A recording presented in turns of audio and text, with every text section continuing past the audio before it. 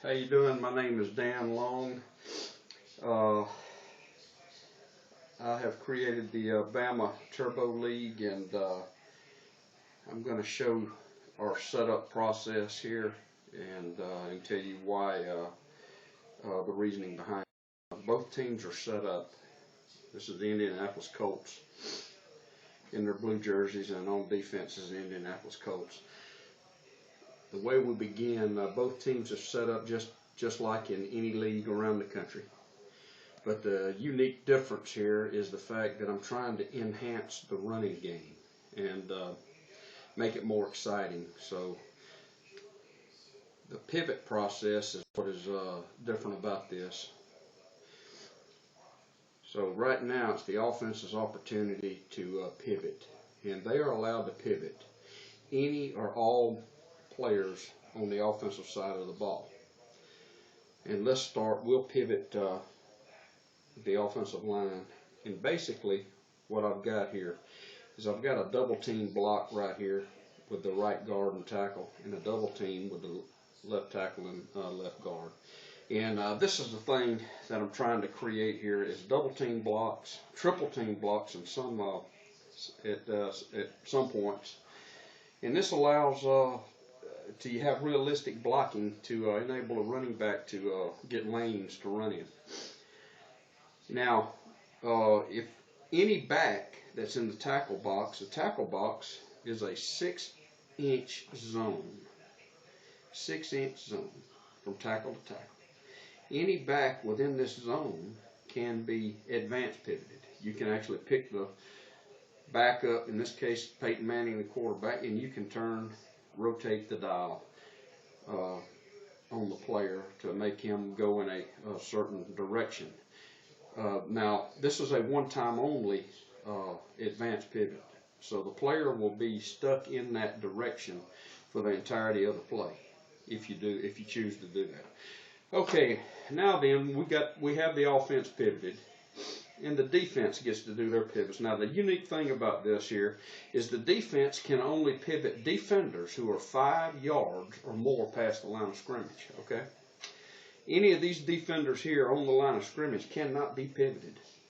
So basically they are stuck, and what this enables is the offensive line knows their blocking assignments. The defense does not know the blocking assignments. They either have to take a straight ahead approach or an angle approach in order to attack the offensive line. So the defense is stuck in their approach. Right here I have the 3 defensive linemen, a nose tackle, and 2 defensive tackles or ends.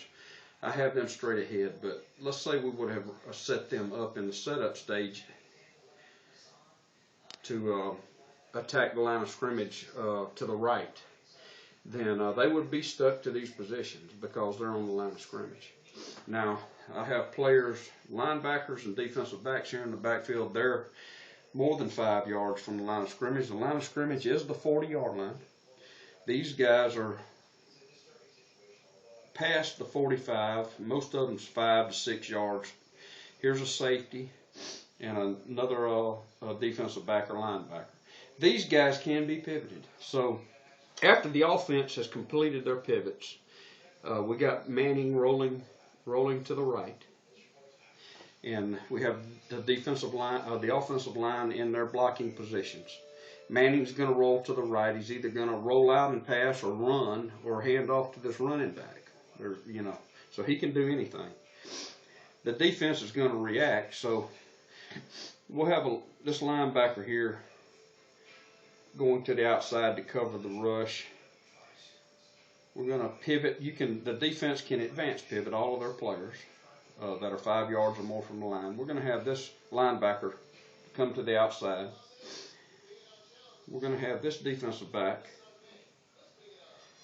cover this zone back here. And the linebacker is going to blitz through the hole. We're just going to let him blitz through the hole. This safety